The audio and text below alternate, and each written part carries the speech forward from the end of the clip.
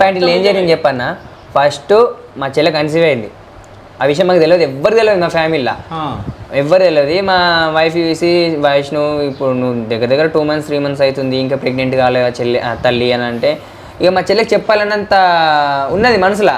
అంటే వీడు తీసేసిండంట, ఇప్పుడే ఎందుకు మనకు మా అమ్మ కట్నం విషయంలో ఆ విషయంలో ఈ విషయంలో గొడవ పడుతుంది, మనం కొంచెం ఎంజాయ్ చేద్దాము, ఇప్పుడు ఇంత తొందరగా అవసరమా వద్దు అంటే ఎందుకు అట్లా ఎత్తున్నావు, చిన్న టైంలో సంపాదన ఉండాలి, పిల్లలను ఉండాలి, ఉండాలని మా చెల్లె రిక్వెస్ట్ చేసిందంట. చూసి ఇప్పుడు నువ్వు తీసుకుంటావా వద్దని మస్తు టార్చర్ చేసిండంట. ఆడు ఏం చేసిండు, వాడు అలా వర్క్ చేస్తాడుగా, వాడు ఏం తెచ్చిండో తెలియదు. ఇక తర్వాత తీసేసుకున్నాడట. ఆ రిపోర్ట్ మా చెల్లె అది రిపోర్ట్స్ కూడా తీసుకుందంట, కన్సీవ్ అయింది కూడా, రిపోర్ట్స్ కూడా ఉన్నాయి.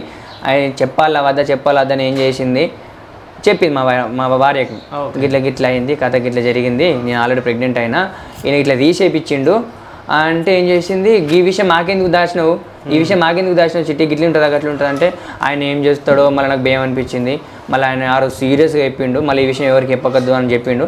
సరే నేను చేసిన మెల్లగా టాపిక్ మా వాళ్ళకి చెప్పిన, మా ఫ్యామిలీకి, మా అమ్మమ్మ వాళ్ళు 8 మంది అక్క చెల్లెలు కదా, మా మమ్మీ వాళ్ళు అలాగే చెప్తే పోయి బేరిచ్చిరు.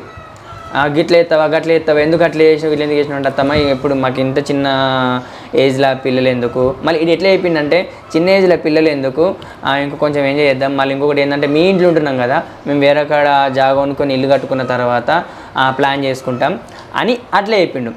తర్వాత సరే అయ్యా ఇంకోసారి అట్లా చేయకు, ఇది పెద్ద పాపము, ఇది పెద్ద తప్పు చేసినావు, అసలు తెలుగు నువ్వు చదువుకున్నావు, నువ్వు ఇది ఎవడు చేయడు కానీ నువ్వు చేసినావు అంటే, అయ్యా ఇంకోసారి ఇట్లా చేయకు, సరే చెప్పాడు పర్ఫెక్ట్ ప్లాన్ తోటి. అదే సరే అత్తమ్మ నేను చెయ్యా పెళ్లి అంటే జస్ట్ మోజ్ కోసం పెళ్లి చేసుకుంటాడు. సెకండ్ సారి ప్రెగ్నెన్సీ అయినప్పుడు వానికి చెప్పకుండా ఫస్ట్ మాకే చెప్పించలేదు, మాకు చెప్పడం వల్ల ఏమంటే ఇలా దొరికిపోయిండు.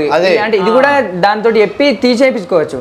అయినాక వెంటనే ఏం చేసింది, అమ్మాయి కొన్ని ప్రెగ్నెంట్ అని చూపించేసి వీడున్నాడు ఆడ, ఇప్పుడు నేను ఈ విషయంలో నేను ఏం చేయలేను, ఇప్పుడు తీసేపియచ్చు, ఇదేం చేయాలని 4 నెలల మనసులో ప్లానింగ్స్ ఉన్నాయి, అట్లనే ఉన్నాయి నడుతున్నాయి. బట్ ఏంటంటే ఇప్పుడు ఈ విషయం మళ్ళీ నేను ఇంకోటి నేను అబార్షన్ చేయించిన మళ్ళీ నాకు సీరియస్ అవుతారు, మొన్ననే అంతగానో సీరియస్ అయ్యారు, ఇంకా దీనికంటే ఎక్కువ సీరియస్ అవుతారు. దీన్ని ఇట్లనే కంటిన్యూ కానీ ఏదో ఒక రోజు ఛాన్స్ వస్తుంది కదా అని అనుకున్నాడు. ఆ ఛాన్స్ వచ్చేసింది, చంపేసిపోయిండు అన్న.